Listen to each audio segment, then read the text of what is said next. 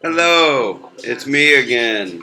I'm here to tell you that I went to take you on a walk to the pharmacy to see what the medical care is like here in Vietnam. I hope that my videos are helpful and maybe inspiring, or there's some tips that you can use if you travel specifically to Vietnam. And there's some things you can take and use in other countries too. But at any rate, I went to walk to the pharmacy to buy Tylenol with codeine, Tylenol 3. And I just take the empty box and show them the empty box, and they sell me it's 100 caplets for $7. So I other words, if you're sick, you go to the pharmacy and you tell them what's wrong. You tell them your symptoms, and they're trained like doctors. I mean, they're really highly trained. They call them chemists here. They don't call them pharmacists. But you go there and you tell them your symptoms, and they diagnose your symptoms, and they give you the medicine that you need. But in my case, I take the same medicine month by month, so I just go take the empty box and I show them the empty box, and they refill them for me. And like my dad, he was afraid to come to Vietnam because his Medicare wouldn't work here. But I told him, the cost of medicine here and medical things like I've had 2 surgeries since I've been here. One surgery I had to stay 3 nights in a hospital, so hospital stay and 2 surgeries, transportation there and back, which was 2 hours away. Medicine, medical supplies, everything was about $1,200. So it's cheap enough to where if you don't have insurance, it's no big deal. You can buy expats insurance and you can buy travelers insurance, but I opt not to do it because the medical care is so cheap here. Like I said, 100 caplets of Tylenol with codeine is $7, and that lasts me several months, 2 or 3 months anyway. So it's cheap enough, and the medical care is good. You got to figure, like most of the pharmacists and doctors and medical professionals, they're trained overseas. They're trained in the UK and America and Europe. They're highly trained, and they're very good at what they do. When I had one surgery, I was not sedated. They are anesthetized.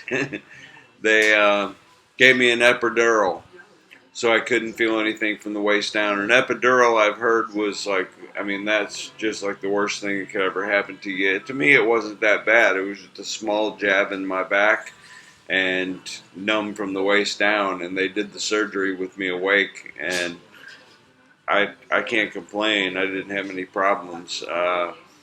But the differences are, like the hospitals, the OR was very impressive. As far as cleanliness and modernized equipment, it was pretty impressive. However, you get out of the OR, you go to your room. You do get a room and a bed, just like any other hospital. But like in America, you get a menu every day, and you can fill out, I want this for breakfast, I want that for lunch, I want, this for dinner. There's no food served in the hospitals here, so you have to almost absolutely have to have a friend or a family member or somebody there with you to go get you food and bring it back to the hospital. But at any rate, that's the medical care here is cheap, and it's if you're Vietnamese, you get 80% off. So, and that's their social medical program. But anyway, they get 80% off. So it's no different than having 80/20 insurance in America.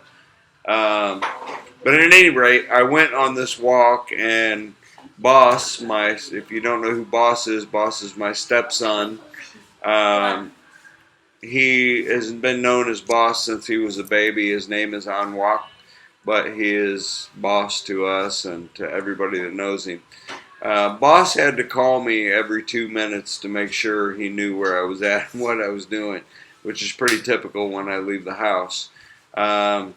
So he keeps calling me and it cuts off the video.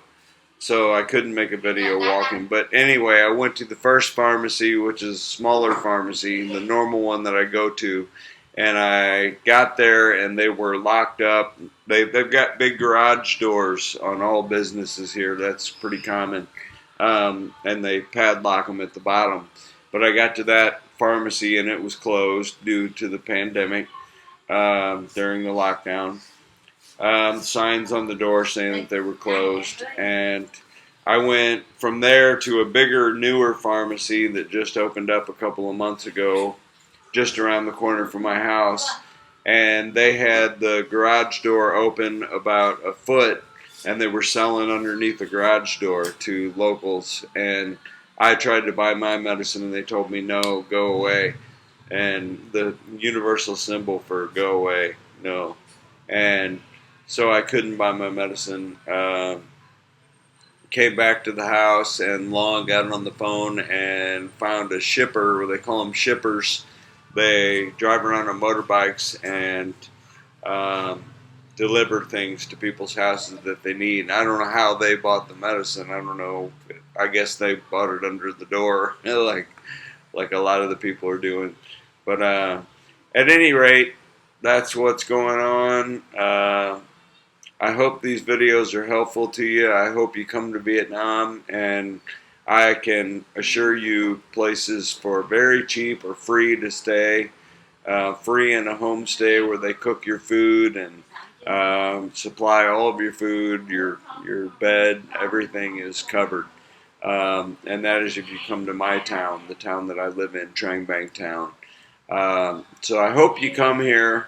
I hope somebody gets the itch, and that's another reason I make these videos, try to inspire people to come specifically to Vietnam and visit me, and also to learn about the cultures and the traditions of Vietnam.